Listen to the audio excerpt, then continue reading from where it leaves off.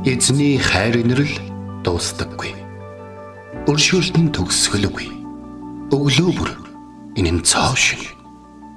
Таны итгэлт байдал юутай аваагаав. Хермоны шүүдэр өглөөний хөтөлбөр эхэлж байна.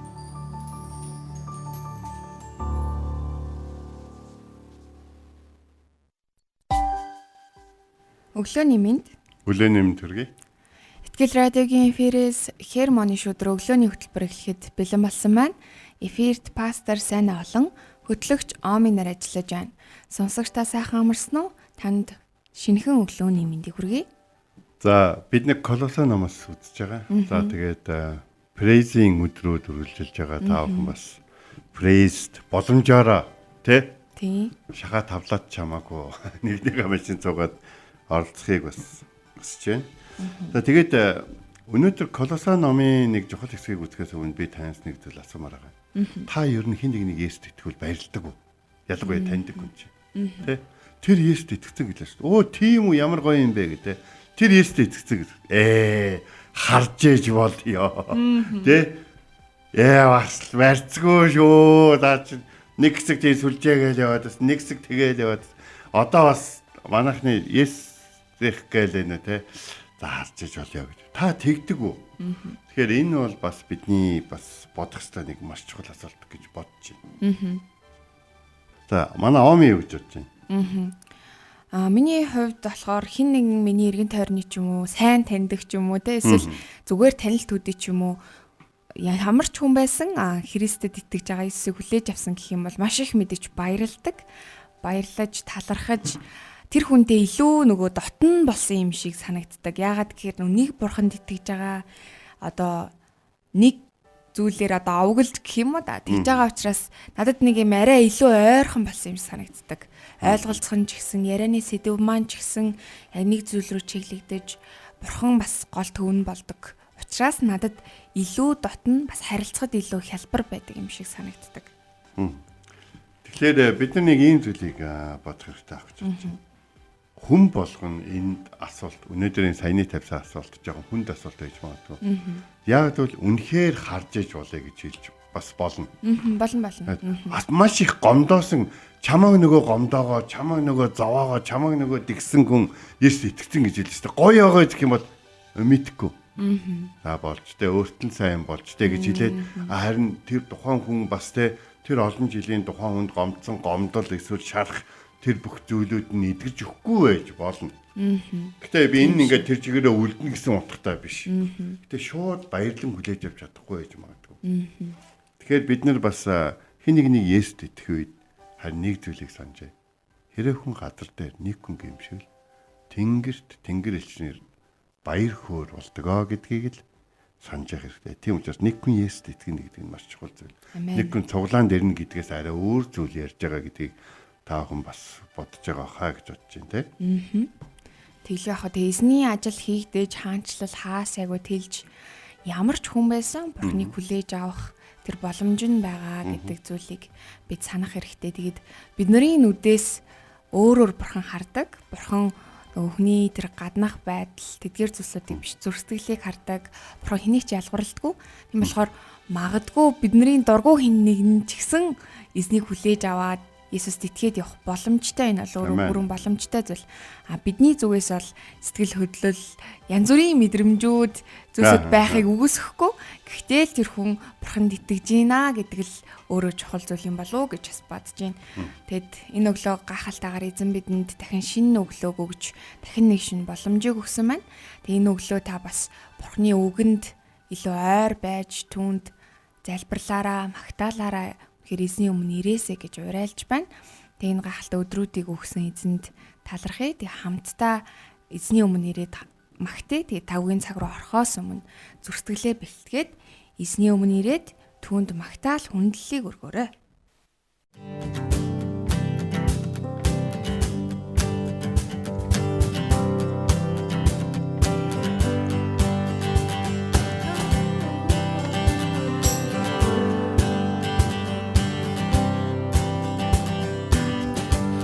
Jesus бүх үндэсний найдвар Есүс бүх зовлонгийн тавшаа Табол Тэнгэрийн найдварын их үндэс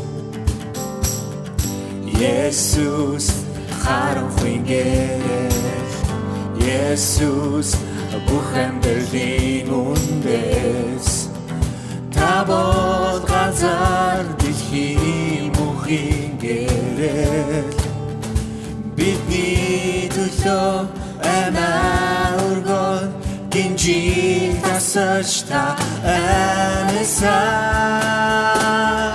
Табол бидний бүхий найдвар Табол бидний улгаан хахаар Табол гэрэл бүхэн бидний найдвар болсон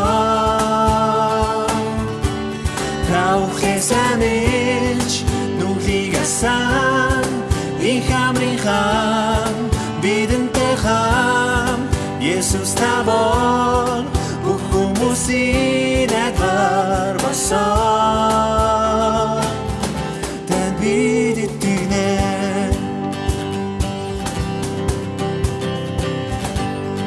Есүс бүхэнсний Есүс бүх үндэсний найдвар Есүс бүх зовлонгийн тавшаа Табол Тэнгэрийн найдварын үндэс Есүс харанхуй Есүс харанхуй гэрэл Есүс бүх амьдралын үндэс Табол ганцаар дэлхийн бүхий гэрэл Бидний төлөө амиа өргөн гинжиг тасарч та амьсан Табол бидний бүхий найдвар Табол бидний улгаан хахаар Табол гэрэл бүх дэлхийгээр түлэгч хам Таухээс амилж нүглийг асан их амрын хам бидэнтэй хамт Есүс та бол бүх хүмүүсийн найдвар болсон Танд бид итгэнэ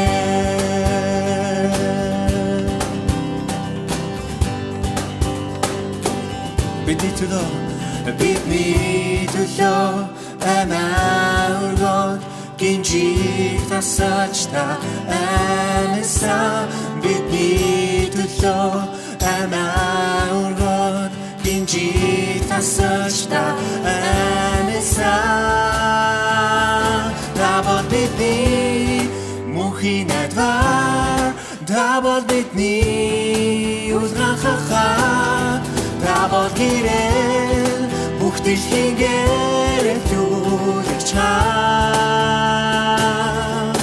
Таухээс амилж нүглийг асан их амрын хам бидэнтэй хам Есүс та бол бүх хүмүүсийн найдвар болсон Танд бид итгэнэ Танд бид итгэнэ Танд бид итгэнэ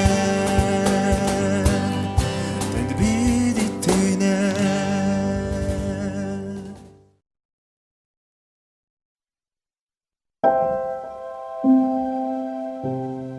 Бурхан, та миний бурхан. Би таныг эртлэн хайхвалаа. Усгүй хоорой ангамл газарт сэтгэл минь танаар сангаж би махбат минь таныг хүсн тимүүлж байна. Дуурал 63-ийн 1.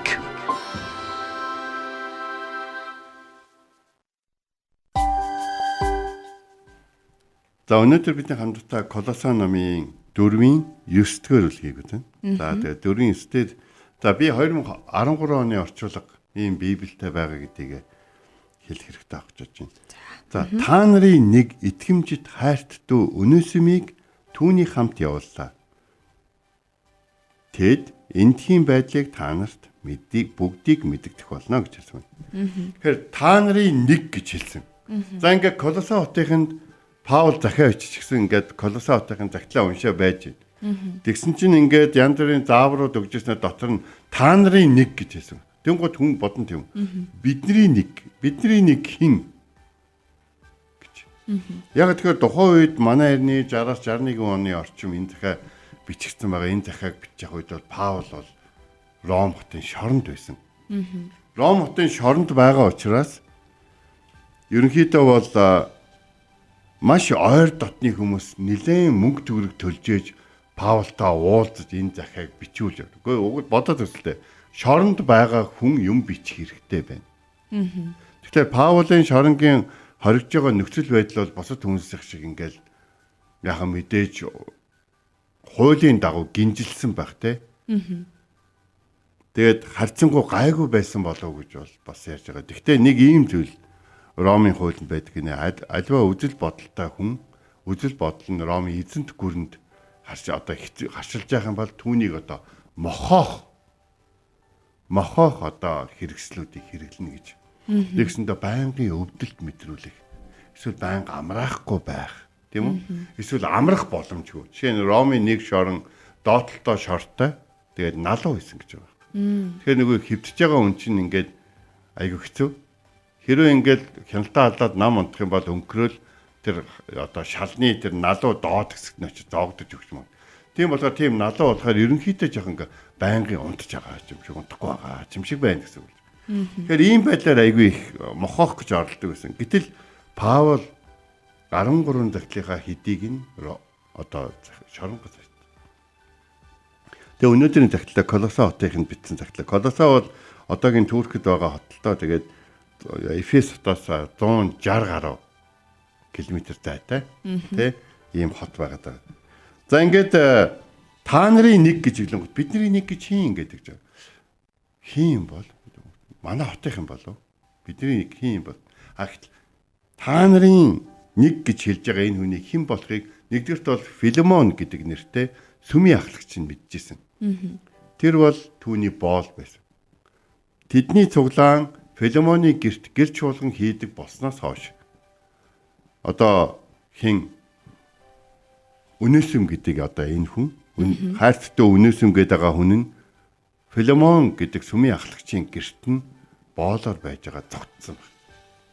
Гэхдээ сүм байгуулагдсны дараа зогтсон, сүм байгуулагдахаас өмнө зогтсон гэдгийг бид мэдэхгүй. Гэхдээ ямар ч гэсэн тэр боол бол эзнээ орхиж зогтсон бас юм хулгайлсан гэсэн юм хоёр зүйл бол ерөнхийдөө байгаа. Тэгээд боол бол баригдсан учраас Ромын шоронд байж явах үедээ Паултай уулзаж Паул сайн мэдээ тараагаа зогсохгүй түүнийг буцаагаад эзэн рүүгээ явахыг ятгах чадсан байна. Тухайн үед бол боолыг эзэнт нь тушаа гэдэг нэртэй пайз байдаг гэсэн. Тэгээд нэг л тохиолдолд боолыг эзэн нь үхтэл нь зодох хэрэгтэй байсан зогтсон тохиолдол байсан. За тэгээ өөрөөс нь юм хумсалсан бол одоо за бүр аюултай нөхцөлөд. Гэтэл хэрэв бид нэр Библийн Филемон гэдэг нэртэй номыг үзэх юм бол тэгж хэлсэн байна. Би хүлээтэй байхдаа төрүүлсэн хүүгийнхаа талаар чамаас сумаар байна. Тэр бол миний одоо зүрх хүлээ. Би Үнэсмийн тухай яриад байна л да. Тэ? Тэр урд нь чамд ашиггүй байсан байх. Харин одоо ашигтай. Нэг юм болоо чамдаж, наддаж гэж. Тэгээд би чамааг ингээд сайн үйл хийгээсэй гэж хүсэж байгаа боловч тэрийг албадлагаар юм битээгээсэй гэж бодож байна. Тэгэд энэ миний зүрх шүү гэж. Одоо Үнэсмийг Филемон руу явуулсан байна. Нэгсэндээ хэрвээ энийг ойлгомжтойгоор ярих юм бол Филемон чиний боол байсан залуу шоронд надтай таалжлаа. Би түн сайн мэдээ тараагаад тэр Есүст итгэлээ. Тэр өөрийнхөө эзнийг бас Есүст итгэдэг гэдгийг мэдснээрээ та нар эзнийг харахад энэ дэлхийд та нар боол эзэн хэвээрээ байгаа боловч эзнийг харахад та нар ах トゥ ус боллоо. Би чамайг сайн мэдээ тарааж чамайг сайн мэдээний хүн болсонд талархаж баярлаж бахархаж явдаг бол өнөөдөр хэрвээ чи энэ боол залуу боолоос нь чөлөөлж сайн мэдээний дотор хүлээн авч чадах юм бол чи бидний ярьж байгаа тэр зүйл би чуулганы хавчигч байж байгаад өршөөгдсөн тэр гим нүгэл өршөөгдөн эзний илч болсон шиг чи ч гэсэн эзэн байж боолчилж исэн залуугаа чөлөөлж өөрийн ах дүүсийн нэг болгон хүлээж авснараа бас энэ чухал зүйл болох юм а гэсэн иймэрхүү утгатай захиа бол байсан. За тэгээд харин энэ зарим хүмүүс ингэж ярьдیں۔ Колосайн захиаг Филемонд ицсэн захиа хоёрыг хамтд нь аваад утсан баг. гэж. За ингээд нэг зүйлийг энд ингэж хэлж байгаа байхгүй. Та нарын нэг итгэмжит хайртай үгжсэн. Та нарын нэг гэж хэлэнгუთ тэд нар та нарын гутал чинь нэг өөрсдийнхнийгаа бодож байгаатай гэтэл өөрсдийнх нь гэж бодоогүй байсан боолол одоо хүн биш шүү дээ. Тэгтэл өөртөө нь хамт нэг хотод байсан. Яг нэг эдлэн дээр байсан. Тэгтээ боол байсан залууг та нарын нэг гэж хэлснээрээ та нар ч гэсэн ямар нэгэн байдлаар ямар нэгэн зүйлийн боол шүү. Филемон хүний боол байсан бол бид бүгдээрээ гим нүглийн боол байсан шүү. Тэ? Тийм учраас бид бүгдөө л ямар нэгэн зүйлээр чөлөөлөгдсөн гэдэг тухай сануулж хэлээд багсахгүй. Энэ үнэс юм өөрийнх нь хувьд хинбэ гэдгийг Паул хэлсэн. Өөрийнх нь хувьд юу гэж хэлж байгаа гэхээр хайрт дөө үнэс юм гэж хэлсэн. Тэгэхээр энэ юу гэхээр би энэ залууг миний хайртай дүүнэрийн нэг би та нарыг дүүнэр гэж хайрладаг бол үнэс юмыг ч гэсэн тэгж хайрладаг аа. Тийм учраас би та нар руу явж байна. Тэд эндхийн байдлыг та нарт мэдэгдэх болно гэж хэлсэн. Тэгэхээр Паул өөрийнхөө нөхцөл байдлыг ингээд хүн болгонд ингээд гомдлоод эсвэл ингээд шаналаад тэ ингээд ялархаад яриад байдгүйсэн. Би шоронд байштай, би юм байштай, тэгээд байштай, ингээд байштай. Хүмүүс намайг ойлгохгүй байштай. За залуунаас бүх юмаа бурхан зориулаа. Тэглээш, инглээш гэж ярьдаг зарим хүмүүс шиг Паул гэж ярьдаг байсан. Би хүлээтэй байхдаа хүн төрүүллээ. Би хүлээтэй байхдаа хүн Есүст итгүүллээ. Би эзний хүлээтэй элчин сайд нь боллоо. Тэ?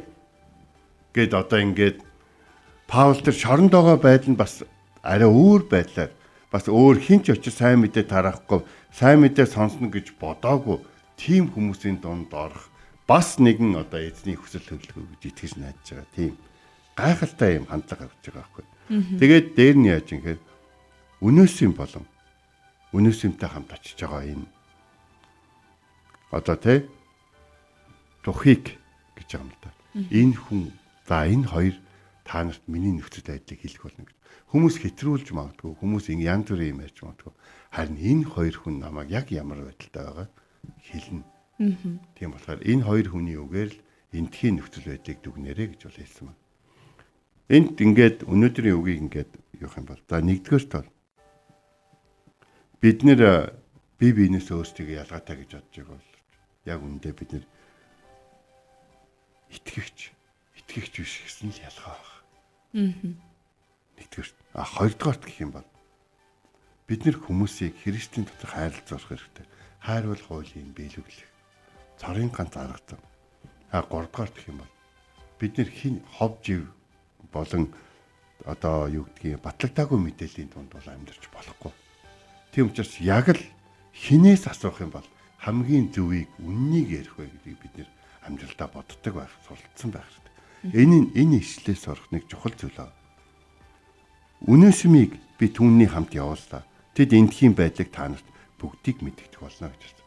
Яагаад дахиандаа бичих юмыг дахиад нэг те яаж байгаа. Монголчууд ч гэсэн ярьдаг байсан. Итгэмжит элчийн аманд үг байгаа гэж. Тэгэхээр өнөөдөр Паул бол өөрийнхөө итгэж дахиагаа өгд явуулсан тэр хүмүүст дахиан дараа бичээгүй зүйлүүдээ одоо бас явуулсан гэдгийг энэ хэсэгтэр бол дурдсан байна. Өнөөдөр би танаас асууя. Та хин нэгний хувьд хинч байсан гэсэн. Та өнөөдөр Есүст итгэсэн бол итгэгч бос хүмүүсийн хувьд бол та сайн мэдээ тараагч, сайн мэдээ гэрчлэгч болсон. Итгэдэггүй хүмүүсийн хувьд бол та тэ одоо юу гэдгийг арай өөр замаар явдаг нэгэн болсон байна. За дараагийн нэг зүйл бол юу ихлээр зөвл хүнээс үнэн мэдээллийг сонсож сурья. Тийм учраас ховжиг байдлаар юм уу эсвэл дэгсдүүлсэн байдлаар аливаа мэдээллийг авахгүй байхад анхаалаа хандуулж сэрэмжтэй байх нь чухал байна гэж.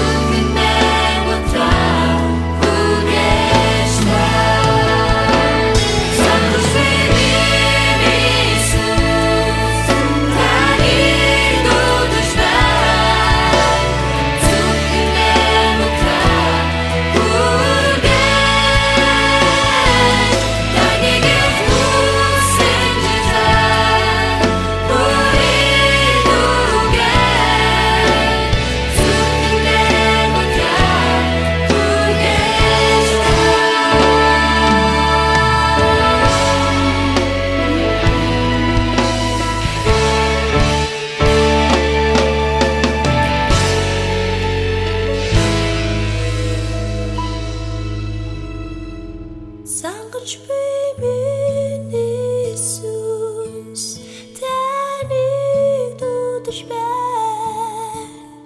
Зүрхэн минь мэдрээ хүргэж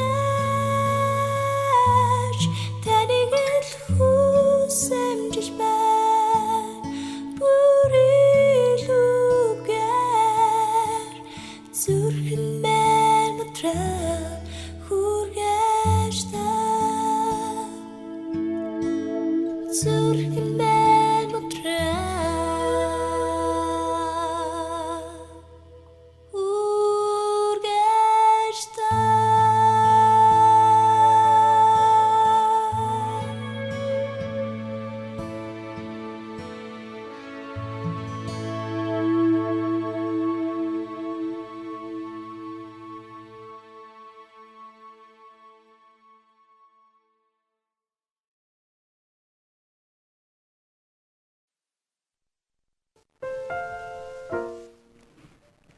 Бид энэ өглөө хамтдаа Колосе 4:9 та нарын нэг итгэмжит хайрт дүү Онесимыг түүний хамт явууллаа.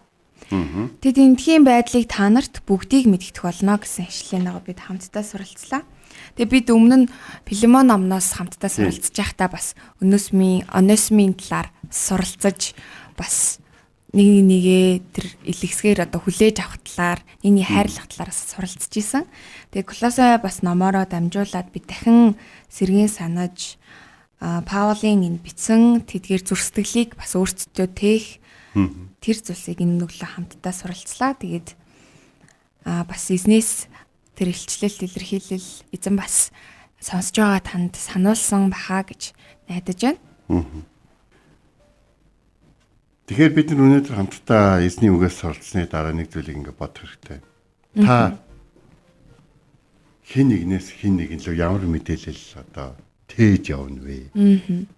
Маш чухал шүү энэ. Хэрэв хүмүүс нэг юм мэддэг бол одоо жишээ таны нэрийг хэлээд танаас л асуусан дээр гэж боддог бол та яг үннийг л хэлээр. Үннийг. Гэтэ хизээ хаана хинт. Үнэн гэдэг бол маш их үн цэнтэй чухал агуу зүйл бас нөгөө талаар аюултай зүйл. Гим нүглийн талаар үнэн жишээ нь те бурханд алдрыг өргөх агуу уучлалын талаар байдаг бол асар их урам хугалалт болоод одоо те мдээгүй зүйлс байдаг зарим хүний хувьд. Тийм болохоор хэрвээ та зөвхөн танаас асуух шаардлагатай ямар нэгэн мэдээллийг тээж яваа бол би таныг мэрэгүү ухаантай байгаасаа гэж хүсэж байна. Учир нь тэнд байгаа хүмүүсийг зөв тийш нь буруу тийш нь заалах нь мэдээгээ яаж хүргэж байгаагаас ч маш их шалтгаалаа шүү. За ингээ бүгдээр хамтдаа нэсний өмнө тайлбарыг. Их эзэм минь таны хайр инэрл агуу бидний гэмтээ сул дорой амьдарч байх үед та биднийг дуудаж та биднийг аварч бидэнд өөрийн хайр инэрлээр өөрийн гайхалтай өөрийн итгэмжит цас нэрийг илгээж биднийг хайрлаж, бидэнд сайн мэдээ тарааж, биднийг дэмжиж, биднийг бас дагалдуулж, таныг хэрхэн дагах уу, бас таны талаар хэрхэн ярих уу гэдгийг даацуулсан учраас танд баярлалаа. Бид эзний үгэд дээр нэмэхгүй байхад, бас хасахгүй байхад, бид эзний үгийг хатуу хэрэглэхгүй байхад, бас хитрхи зөөлөж хэрэглэхгүй байхад та тусалж өгөөч. Энэ бүхэн дээр та мэрэгүү ухааныг өгөөч. Бүх зүйлд тань талархан, таны үгийн дотор гарч байгаа эдгээр хүмүүсийн амьдралаас сурсан зүйлүүдэд хэрэгжүүлэхийг хүсэн эзэн Есүсийн нэрээр залбирэн гуйлаа. Амен. Энэ хүрээд манай хөтөлбөр өндөрлөж байна. Итгэл радиогийн эфирээс Хермоны шүүдэр өглөөний хөтөлбөр танд хүрлээ. Хамт байсан сонсогч танд баярлалаа. Маргааш энэ цагтаа эргээд уулзцгаая.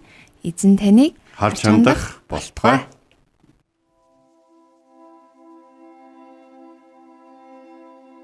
Эзэн зүрхийг чинь бурхны хайр ба Христийн төвчөрт чиглүүлэх болтугай. Хермоны шүүдэр өглөөний хөтөлбөр танд хүрлээ.